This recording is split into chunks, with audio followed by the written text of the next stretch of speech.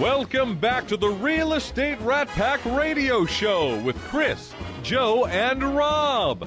The crew is taking your calls, so dial in at 1-800-808-5548. And welcome back to the Real Estate Rat Pack Show. Again, we want to hear from you. This is a live show. You can call us at 800-808-5548. If you have any questions about real estate, preparing for the holidays, or anything associated with buying, selling, or owning a home, give us a call. We're always here to answer those questions. You know, next up right now, we actually have Theo Allen. Theo, how you doing, buddy? Excellent. A little cold, but little cold, right? Just a little cold outside. Well, it's supposed to be. We're going into holiday season. When it was 81 degrees, I find that I just can't get in that Christmas spirit. Yeah, you know, it's funny because of everything that was going on up in the northern part of our of the state here up in Dallas, and you know, we look at it and I go, at least we don't have the ice that is coming down right now. So don't put that out too much, because I have seen ice in Houston, Texas, and you know what? Oh, it's not fun. Trust me, it's not fun. Yes, so. I would thoroughly agree with you right there. Well, Theo, you know, obviously you're with Keller Williams up on the north side of town. Where's your office? And let us know a little bit about who you are and what you do, if you don't mind. It's right in the center of the Champions Forest area, so right there in the Cypress Wood, actually Champions Forest area. Been there for about 8 years. Okay. Excellent opportunity. We're right between the big explosive growth between the Exxon campus and the Woodlands office, so pretty good prime area. You know, and Champions has always been pretty interesting because Champions obviously is one of a little bit of the older area of town, but very, very well maintained. I mean, when I go up there, let us know a little bit what Champions is, how it is, what's going on today in regards to that. I think it's always important because we haven't had really a lot of conversations about Champions in a long time. No, well-established neighborhood and very well-established. Beautiful homes up there. Yep. Yeah, Champions is really, like you say, an established neighborhood. Really great. It holds its value because there's a control of inventory levels that are there. No value is guaranteed to be held. my disclaimer. The legal disclaimer. You always have the legal disclaimer right there. Yeah, absolutely. Well, yeah, you know, that is a worthwhile point. The age of an area. I remember reading a book a good while back on the millionaire mind, and it was just a study of the typical behaviors of millionaires or above. And one of the things was that they commonly will buy in established neighborhoods, established areas, because the home property is typically holds its value and has a predictable increase of value, and that's something they look for. So I don't know how if you experience that more out there in your area or just what you're describing there, but yeah, that makes a lot of sense, and there's a lot of truth behind that. Absolutely, there is, and you're right, Rob. There's a sense of a control of inventory that happens along the way there. So that area is really growing. So we have not just the Champions, but there's the 249 all the way up into the Woodlands area that's really been growing. So there's a lot of land that's available, and a lot of the developers have begun to build all the way up to the 2920 area where we have the new Grand Parkway that's coming in now. So what's happened is we've had a big infusion of growth along from the Champions up north to the Woodlands. So it's like it was before. There was an established Champions area, that's an established Woodlands area, and then there was this gray area in between there. Well, that gray area is quickly being eaten up by developers, building communities, so it's really expanding in that region. And, you know, and what I like about it, obviously, in preparing for the holidays theme, is one of the things that I love doing at this time of year is driving up in the Champions Forest area, because you have some of the families that really go all out in decorating their homes, in decorating their streets. And so it's really neat when you walk into an established community and you see some of those massive themes, some of those decorations, some of those streets that are just completely done. In fact, they're almost like they're on parks in amongst themselves right there. It's a lot of fun driving up there, and I encourage anyone at nighttime drive up to those areas. And it does seem to happen more in established neighborhoods as opposed to new neighborhoods, because a lot of people have been there for 15, 20 years. They know their neighbors, and of course with a transient city like Houston, a lot of times you don't know your neighbors anymore. Right, and in fact, one of the things that I've heard is that a lot of times people who are selling a home will say, now here's my tradition that I've done for 20 years.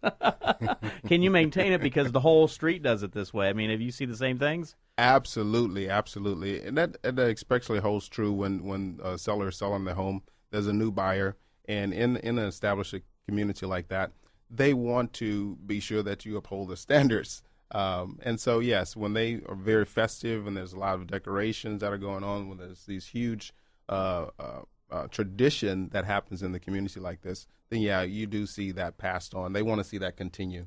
And I don't. It's not in Champions, but I do know there are some neighborhoods that actually have it in their deed restrictions, in their covenants of their documents, that they will decorate and they will put certain things out. So I mean, there are some people have actually established some rules about decorating. Wow.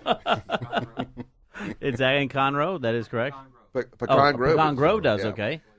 And Wow. so there's probably more than one community that actually does that. So Yeah, anyway. it makes it great for the holiday season, for Christmas season. So as you're preparing for this time of year, you want to pay close attention to those things. If you're in one of those communities that you are, working around and helping to make it all festive. So if the Grinch is out there, please do not buy in Champions. That's right. Well, and then also talking about moving forward, 2014, how do you see, obviously you finished up 2013 is almost in the books right now. 2014 is coming on. We're going through the holiday season right now. What is sort of the forecast for 2014 in the area? Well, the area is, like I said, continues to grow, and we've had our share of the flash sales, so to speak, in that you put a home on the market today, and tomorrow it's multiple contracts. So right now, the premise for the sellers has been that this time of year things slow down. But the truth of the matter, as Rick said, is we have not seen that happen right now. Right. And in fact, the serious buyers are indeed out during this time of year. So I'm seeing a continued growth in terms of buyers looking to buy properties. We have great rates right now. There's some changes coming in the new year, and so there's a sense of urgency to purchase properties and a sense of urgency to sell properties because the market is really great right Really now. hot. That's an interesting point to the good segue to the bond market kind of went up this week. That is correct. And caused rates to slip up a little. Well, and one of the things, as Theo was talking about right here, we're sort of still in that perfect storm, right? You've got inventory available. You have strong home values. They're still out there. Business in Houston is taking place at a rapid pace. I mean, oil and gas, look at healthcare, the amount of hospital systems, et cetera, et cetera. We have an abundance of employment. And the one thing is rates are extremely low. Even with the bump up, I mean, the bond market this week went from about 2.67 to about 2.86. Now, for all those who are listening, what that represented is an interest rate change of probably about 3/8 or 0.375 of an interest rate change. Average 30-year fix on a conventional was 4.25. Probably went up to about 4.625. Average FHA rate was 3.75. Went up to about 4 to even 4.25 in some cases. But even at that level, even in the fours, and Theo, you know this being 8 years, it's still absolutely incredible in those rates. It's still money that we have not seen. I mean, prior to the past 3 years, money had not been that low for the previous 50 years. When you got in the business, Theo, what was the interest rates? It was around a 6% rate. Yeah. then. Right. Yeah. So even at that level, even with it creeping up, it's still extremely low. And I remember 18%. And you know what? We still sold houses. And Rick, I know you did too. Yes. And we got to the early 90s and went to 10%. I thought we'd died and gone to heaven. It's like, wow, under 10%.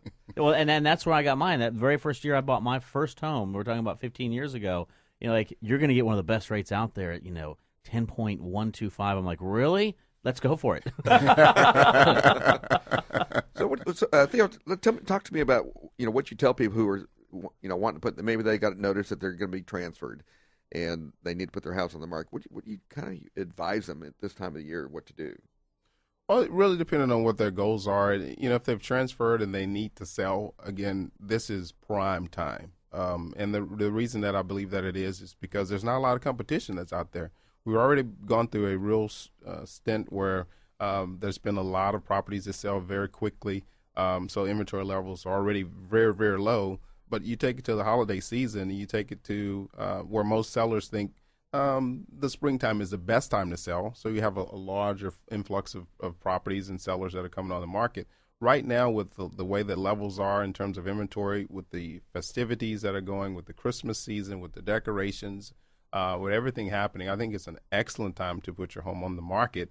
Get ahead of that, spring curve right now, and it helps with potentially getting multiple offers and potentially getting a little bit higher value for your property during this time season. I mean, real estate is supply and demand, and so supply is very low and demand's high. That's great. And that's a very good point. Real estate is supply and demand. And right now, when you have lower inventories, as you said, get ahead of the curve and get out there and get it while it's a lower inventory, because guess what? You're going to have more people looking at lesser amount of inventory. So it makes perfect sense to put a home on the market like that. And as we mentioned also, add in the fact that it's festivities, it's holiday, a lot of times people are cooking, et cetera, et cetera. So the home smells good. They're decorated nicely.